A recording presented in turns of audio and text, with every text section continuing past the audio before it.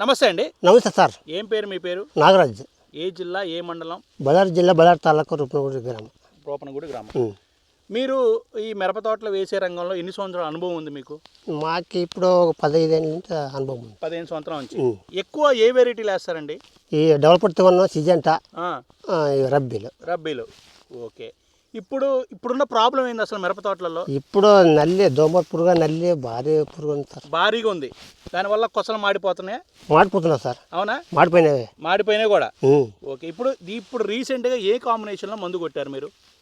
ఇప్పుడు Simba, jump, ఇది వస్తుందా, ఈ మూడు కాంబినేషన్ కొట్టినాము. కింబా జంప్ కాంబినేషన్ ఎందుకు వాడుకున్నావు నువ్వు? ఇదే నా దోమర పురుగుకి, నల్ల దోమర పురుగుకి. ఓకే.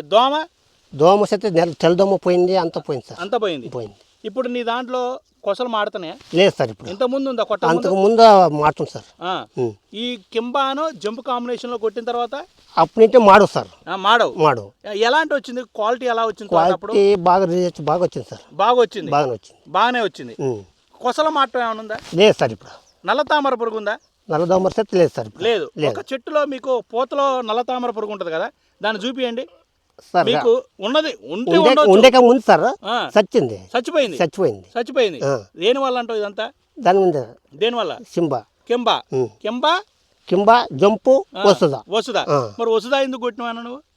వస్తుందా కాపు కొట్టా సార్. కాపు కొట్టా సార్. ఓకే. ఎన్ని క్వింటాలు కాపు పడుతుంది వస్తుందా కొట్టిన తర్వాత? వస్తుందా కొట్టింటే ఒక 5 క్వింటాల నుంచి 10 క్వింటాల వరకు వస్తుంది సార్. 5 క్వింటాల నుంచి 10 క్వింటాలు పడ్డది.